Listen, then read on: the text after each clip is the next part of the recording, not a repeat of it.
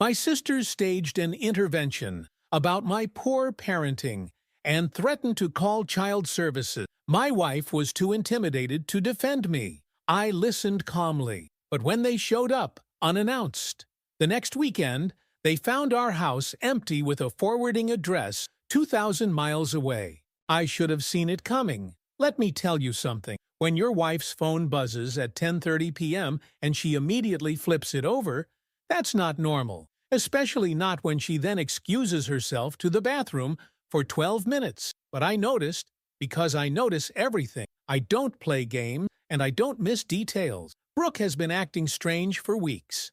More texts than usual, hushed phone calls that end when I enter the room, quick glances at me when she thinks I'm not looking. At first I thought maybe she was planning a surprise for our upcoming anniversary. That wasn't it.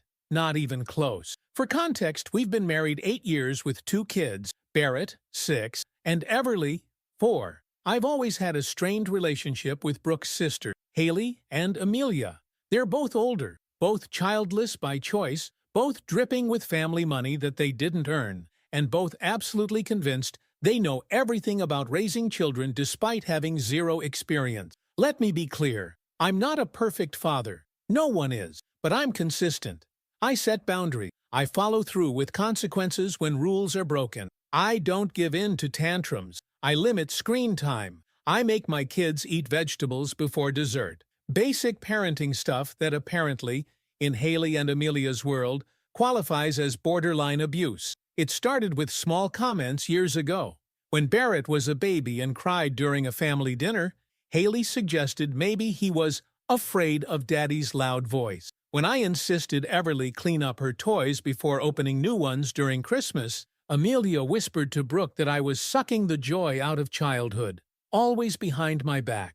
Always just loud enough for me to hear. Death by 1,000 paper cuts. Brooke never defended me. That's important to understand for what comes later. She would just smile awkwardly or change the subject. Years of conditioning from her domineering sisters left her incapable of standing up to them. I let it slide because family politics are complicated, and these interactions were limited to holidays and occasional dinners. That changed 6 months ago when Haley's husband got transferred and they moved 10 minutes away from us. Suddenly, Haley was dropping by unannounced. Amelia started visiting from 3 hours away every other weekend. Family dinners became weekly obligations rather than occasional events. The criticism intensified. My decision to make Barrett retake a math test he failed because he didn't study, creating unnecessary anxiety. Not allowing Everly to wear makeup at age 4, suppressing her creativity, making the kids do age-appropriate chores, robbing them of childhood. Every parenting choice questioned, every discipline moment scrutinized. Last Sunday, everything came to a head. Brooke asked if her sisters could come over to discuss some family matters. That should have been my first warning. Brooke never initiates family gathering, but I was distracted with a work project and just nodded agreement. That's when enough became enough. I came downstairs at the agreed time to find not just Haley and Amelia, but also Brooke's parents sitting stiffly in our living room. The atmosphere hit me immediately, thick with tension and rehearsed purpose. Brooke sat on the edge of the couch, eyes downcast, hands twisting in her lap. Classic submission posture.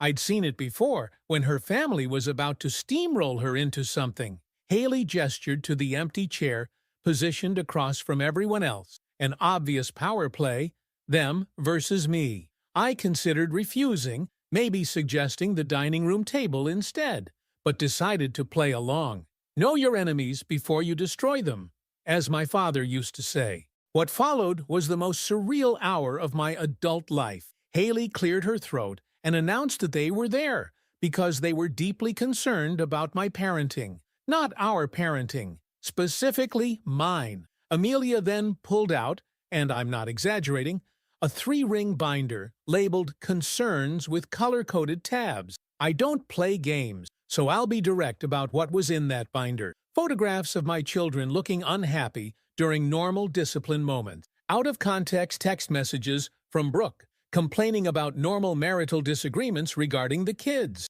A literal spreadsheet of times I had raised my voice in the past year. Entries provided by Haley during her casual visits, printouts of parenting articles with passages highlighted and annotated, with examples of how I supposedly violated proper parenting protocols. They had been building this case against me for months. For 78 minutes, yes, I timed it, I sat completely still while Haley and Amelia tag-teamed their presentation on my parental failings. Brooke's father stared at the floor, clearly uncomfortable, but unwilling to intervene. Her mother occasionally nodded along, though I could tell she was mostly there under duress. Brooke said nothing, not a word in my defense. Her silence cut deeper than her sister's accusation. The intervention covered every aspect of my parenting. The time I made Barrett sit at the table until he finished his dinner. The week I took away Everly's tablet after she threw it during a tantrum. The consistent bedtime I enforce even on weekends. Standard parenting transformed into evidence of my apparent rigidity and controlling behavior. That's when I decided enough was enough. The final blow came when Amelia revealed they had spoken to the children's teachers under the guise of concerned aunts to inquire about the kids' behavior at school. Even worse, they had apparently been questioning Barrett and Everly during their special aunt time about how Daddy treats them when he's angry. Let me tell you something about crossing lines. That was it. I remained stone-faced, mentally documenting every accusation, every overreach, every manipulation tactic. Inside, a cold rage was building, but externally, I was calculating. This wasn't the time for emotional outbursts. This was reconnaissance. The intervention concluded with Haley suggesting a path forward. They wanted weekly parenting reviews, where they would oversee my interactions with my children and provide coaching. They wanted access to the kids alone on a regular basis to monitor their emotional well-being. And the kicker, if I didn't agree, they felt morally obligated to contact Child Protective Services with their evidence. They were threatening to have my children taken away. Brooke finally spoke then, softly suggesting that maybe we could try the weekly reviews just to see if they help. Her eyes pleaded with me not to explode, not to make this worse. She was terrified, not of me, but of the sisters who had dominated her entire life. I nodded slowly, appearing to consider their proposal. I asked measured questions about how these reviews would work.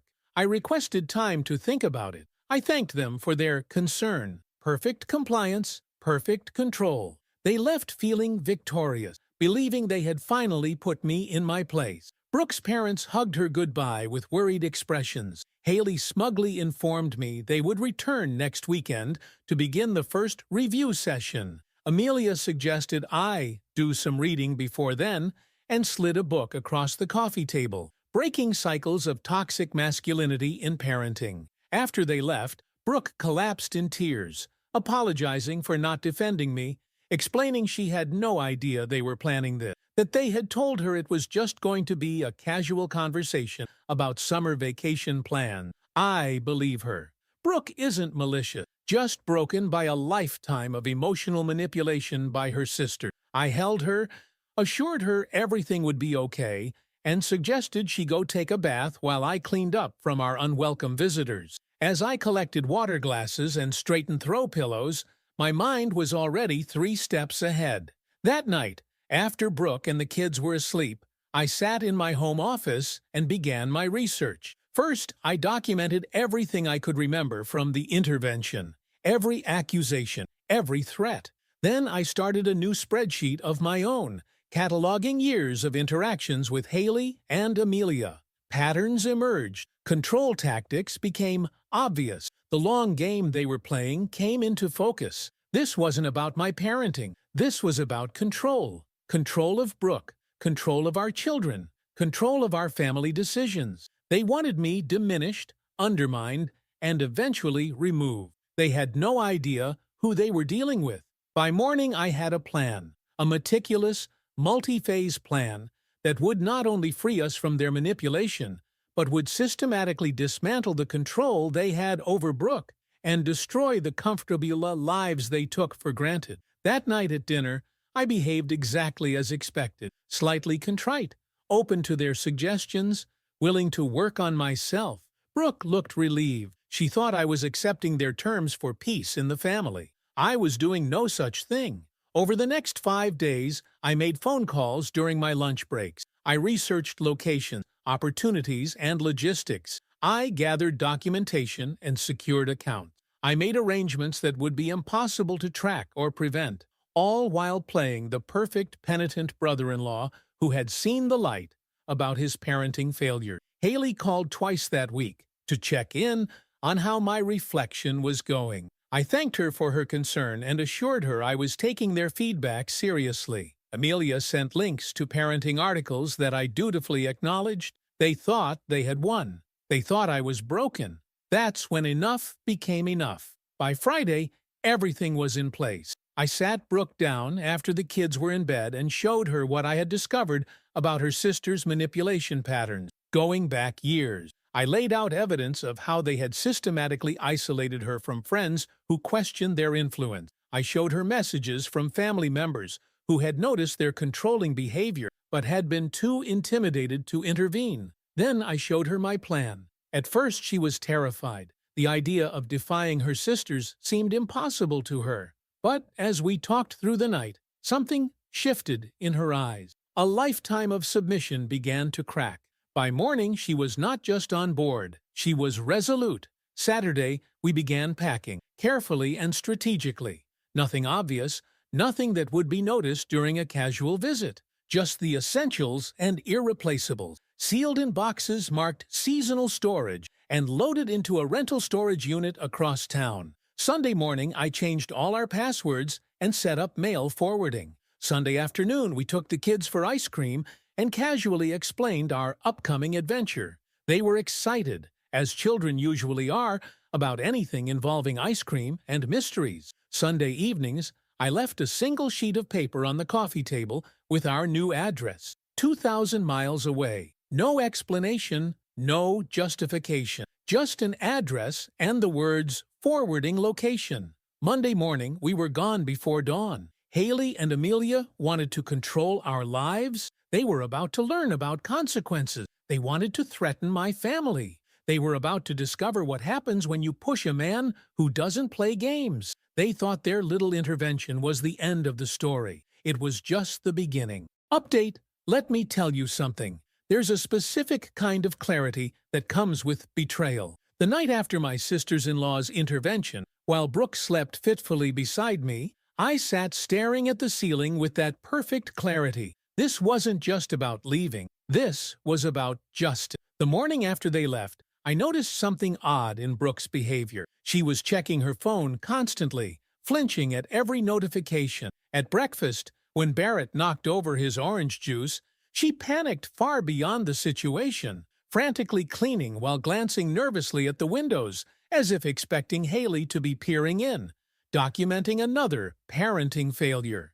That's when I decided enough was enough. We needed to talk, really talk. After dropping the kids at school, I suggested we take a detour instead of heading straight home. We drove to a small lake about 30 minutes from our house, a place we used to visit when we were dating. Neutral territory, away from the house that now felt contaminated by her sister's presence. For the first 20 minutes, Brooke just cried. Not dramatic sobs, but the quiet, exhausted tears of someone who's been holding themselves together for too long. When she finally started talking, pieces began falling into place that made my blood run cold. The intervention wasn't a spontaneous concern. It was the culmination of years of systematic control. Haley and Amelia had been positioning themselves as Brooke's protectors since childhood, creating scenarios where she needed their rescue, then swooping in to save her while reminding her how helpless she was without them.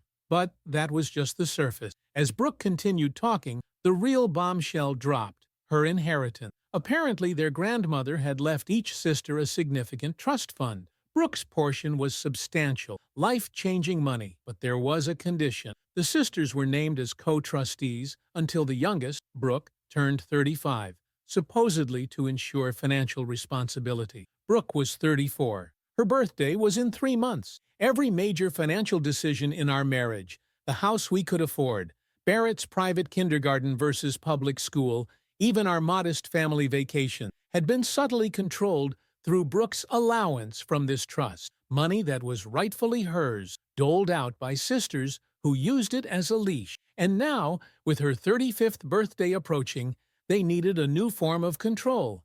Enter the bad father narrative. I don't play games, so I'll be direct. This changed everything. This wasn't just emotional manipulation. This was financial exploitation hidden behind fake concern for our children. My rage crystallized into something colder, more focused. That afternoon, while Brooke picked up the kids, I made 2 calls. First, to an old college friend who had connections in the city I was targeting for our relocation. Second, to a private investigator I had worked with on a security project years ago. I needed information. Specific, detailed, actionable information. For the next week, I maintained the perfect facade of a chastised husband. I thanked Haley for the parenting books she kept dropping off. I nodded thoughtfully when Amelia texted suggestions for emotion-focused discipline techniques. I even invited them over for dinner midweek, enduring 3 hours of thinly veiled criticism with a smile, all while setting the pieces in motion. The job search was surprisingly quick. My skills were in demand, and remote interviews were standard these days. By day 9 after the intervention, I had a solid offer with a relocation package at a company 2,100 miles away. I accepted immediately, but negotiated a start date 6 weeks out, citing the need to properly transition my current projects. This gave us the time window for everything else. Meanwhile, the PI was earning his fee. His first report arrived encrypted on a secure server. Basic background on both sisters that confirmed what I already knew. Wealthy, connected, and carefully maintaining appearances. But the second report, that's when things got interesting. Haley, always the picture of conservative family values in public, had been having an affair with her business partner's husband for over 2 years. The PI had photos, hotel receipts, even a secret email account dedicated to their relationship. Amelia's file was equally revealing. Multiple prescriptions for the same medications from different doctors. Classic doctor shopping for anxiety meds and painkillers, carefully spread across different pharmacies to avoid detection. Not full-blown addiction yet, but headed there fast. But the real goldmine was their business dealings. The sisters co-owned a boutique marketing firm that specialized in high-end clients. The PI discovered irregularities in their tax filings going back 3 years. Nothing massive, but consistent patterns of underreporting income and inflating expenses, enough to trigger serious penalties if reported. Most damning was their handling of their parents' finances. After their father's minor stroke 2 years ago, the sisters had taken over helping with bills and investment. Bank records showed systematic siphoning of funds into the business during cash flow problems, disguised as investment. Their parents had no idea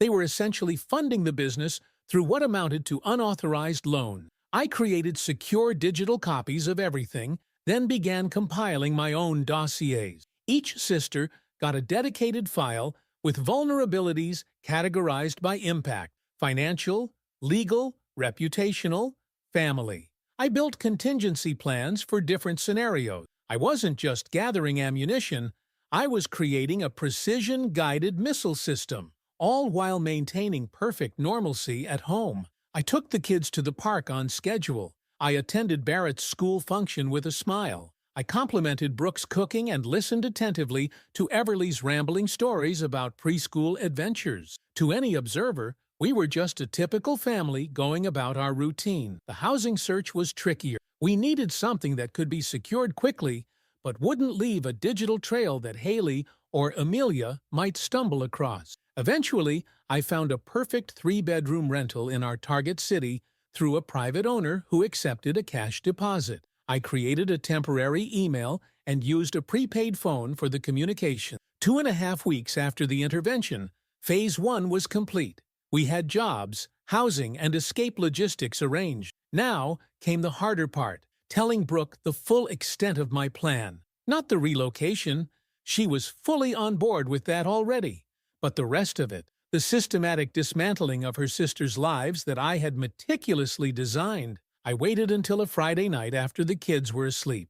We sat on the back deck with glasses of wine, the spring air cool but comfortable. For 15 minutes I outlined what I had discovered about her sister and the precise revenge I had engineered. I explained how each piece would activate after we were safely relocated, how the evidence would find its way to exactly the right people at exactly the right time. To my surprise, Brooke didn't object. She didn't cry. She didn't plead for mercy on her sister's behalf. She just nodded slowly, then asked one question. Would it hurt their parents, too? I assured her I had designed the information releases to specifically shield their parents from both legal consequences and unnecessary pain. This was about Haley and Amelia, not collateral damage. That night, something shifted between us. A new partnership emerged from the ashes of her submission. She wasn't just following my plan anymore. She was contributing to it. She provided details about her sister's routines, relationships, and vulnerabilities that even the PI couldn't have discovered. The final puzzle pieces clicked into place. The next 3 weeks were a masterclass in stealth operation. We began shipping essential items to our new address through generic packaging services. We transferred funds to new accounts in small, untraceable amounts. We sorted through 8 years of accumulated possession, keeping only what truly mattered. We told the kids we were going on a special adventure, making it sound exciting rather than frightening. Barrett was concerned about leaving his friends, but brightened when I showed him pictures of the adventure park near our new home. Everly was simply excited about the airplane ride. Throughout this process, we maintained perfect appearances. I attended a neighborhood barbecue and chatted amicably about summer plans. Brooke hosted her monthly book club without a hint that it would be the last. We even scheduled playdates for the kids through the end of the month, appointments we knew they would never keep. Then came the digital groundwork for Phase 2. I created scheduled email deliveries that would activate after we were gone, encrypted files that would unlock in sequence, anonymous tip systems that couldn't be traced back to us. Each sister's destruction had been timed and choreographed like a symphony of consequences. For Haley, the evidence of her affair would reach her business partner first, then her husband, then selected friends in their social circle. For Amelia, records of her prescription patterns would be sent to the state medical board for investigation of the doctors, enabling her, triggering an automatic review of her own prescriptions. The business tax issues would be reported through an anonymous IRS tip line, with enough specific documentation to guarantee an audit. The evidence of financial exploitation would reach their parents through the family attorney, presented as concerns from an unnamed family friend, all set to activate in cascading sequence after we were safely settled in our new location. The weekend before our planned departure, Haley called to confirm their visit for the first parenting review. I assured her we were looking forward to it, suggested they bring their parents again to help facilitate, and even asked if there were specific parenting scenarios they wanted to observe. My performance was flawless, the perfect blend of submission and eagerness to improve. That same night, we packed the final items into our SUV. Important documents, irreplaceable mementos, the kids' favorite toys. Everything else had already been shipped or would be left behind. The house looked normal at a glance, but was essentially a shell containing only furniture and easily replaceable items. Our last night in that house was surreal. We ate pizza on the living room floor, a special treat that would have earned criticism from Haley about nutritional negligence. We watched a movie together, our 4 of us bundled under blankets. We took photos of the empty rooms after the kids were asleep, not from sentimentality, but to remind ourselves why this was necessary. In the early hours of Monday morning, long before sunrise, we loaded the children into the car still in their pajamas. They fell back asleep immediately, blissfully unaware of the magnitude of what was happening. Brooke took one last look at the house before sliding into the passenger seat. I placed the forwarding address card prominently on the coffee table. Just the address, nothing else. No explanation, no justification, no emotional appeal. Clinical and final, like a death certificate for the relationship.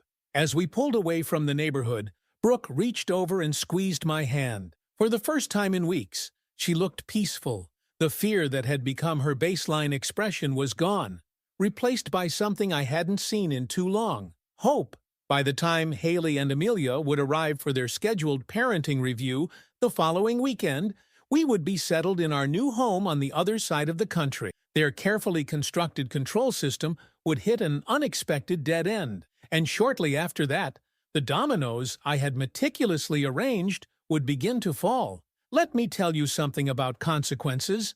They always arrive eventually. Sometimes they need a little help from someone who doesn't play games and doesn't forgive threats against his family. 5 days into our journey to our new life, I received confirmation that all our automated systems were active and ready. That night, in a hotel halfway to our destination, while Brooke and the kids slept peacefully, I opened my laptop and pressed a single key that would set everything in motion. That's when I decided enough was enough. The destruction had begun. Update 2.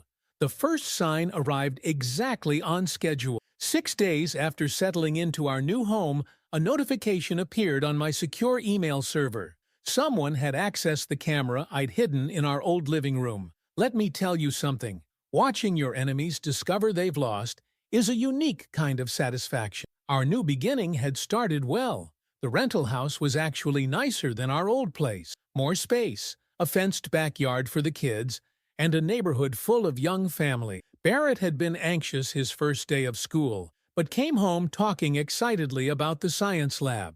Everly had adjusted even faster, immediately befriending the little girl next door. Brooke seemed to shed years of tension with each passing day, laughing more freely than I'd heard in a long time. I'd set up my home office in the spare bedroom, a command center of monitors tracking the digital breadcrumbs I'd left behind. Most importantly, I'd established a secure connection to monitor my revenge protocols as they activated. Everything was running precisely according to plan. Saturday morning, 9:47 a.m. back east, right when Haley and Amelia had scheduled their first parenting review. The camera caught them approaching our front door, Haley clutching her infamous binder, Amelia carrying what appeared to be children's workbooks. Their parents trailed behind, looking uncomfortable but resigned, the perfect audience for what was about to unfold. They rang the doorbell 3 times before Haley tried the handle. Finding it unlocked, I'd left it that way deliberately, they entered cautiously. The footage captured their progression from confusion to disbelief as they moved through the mostly empty house. Haley's face when she found the forwarding card on the coffee table was everything I'd hoped for: shock, outrage, and the first traces of fear. Amelia immediately grabbed her phone, undoubtedly calling Brooke. But Brooke's number had been changed days ago. They tried my number next, then our work lines, then our emails. Nothing but disconnected messages and bounce backs. The sisters' parents stood in our former living room looking stunned. Amelia seemed to be explaining something frantically, gesturing toward the address card. Haley paced aggressively, her control visibly slipping. They were experiencing the first taste of what I'd planned. Complete powerlessness, the same feeling they'd tried to inflict on me. That night, I showed Brooke the footage. I expected hesitation or guilt, but instead she watched with quiet intensity. When Haley crumpled the address card and threw it across the room in frustration, Brooke actually smiled. That's when I knew she was truly ready for what came next. Phase 2 began Monday morning. At precisely 9 a.m., evidence of Haley's affair automatically delivered to 3 specific email addresses: her business partner, her business partner's wife, and her husband. The emails contained irrefutable evidence: time-stamped photos, hotel receipt, transcripts of explicit messages, not enough to be pornographic, but enough to be undeniable. By noon, my monitoring algorithms detected the first ripple effects. Haley's husband's social media went dark. Her business partner posted a cryptic message about betrayal. By evening, Haley herself had changed her relationship status to "It's complicated." The implosion was happening even faster than I'd calculated. Tuesday brought Phase 3, the prescription medicine investigation. Anonymous tips with detailed documentation went to the state medical board regarding the doctors who'd been overprescribing to Amelia. Simultaneously, a report went to the pharmacy board highlighting the pattern across multiple pharmacies. I included enough specific information, dates, dosages, pharmacy locations, to guarantee an investigation. Wednesday was financial day. The anonymous IRS tip about tax irregularities in the sisters' business included 3 years of specific discrepancies I'd documented. Their creative accounting had saved them nearly $200,000 in taxes, but would cost them far more in penalties and reputation damage. I watched these developments while maintaining our new life, taking Barrett to soccer practice, helping Everly with her alphabet puzzle, supporting Brooke as she explored job opportunities in our new city. To anyone watching, we were just a normal family settling into a new community, not architects of a cross-country revenge campaign. By Friday, just 1 week after our departure, Brooke received a text from her mother's phone, the only number we hadn't blocked.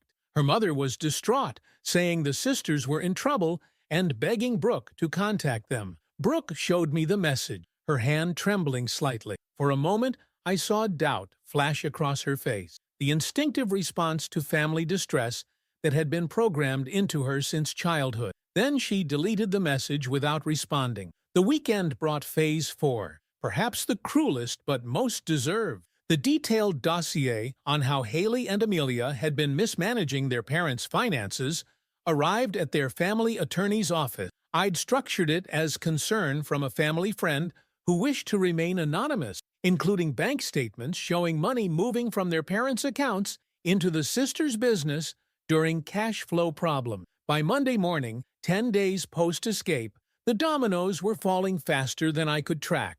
Haley's husband had moved out and filed for separation. The business partner had dissolved their partnership agreement under the morality clause. 3 of Amelia's doctors had received formal inquiries from the medical board. The IRS had opened an official audit of their business, and then came the call from their parents' attorney questioning the unauthorized investments in their business. The perfect storm I'd engineered was hitting from all sides simultaneously, leaving no time for damage control or recovery between blows. Throughout this, we settled into our routine in the new city. I started my new position. Brooke began volunteering at the children's school. We explored local parks and restaurants. We built a life defined by what we wanted, not what we were running from. The contrast between our peaceful new beginning and the chaos engulfing the sisters gave me a satisfaction that's difficult to describe. 2 weeks after our departure, Phase 5 activated, the social destruction.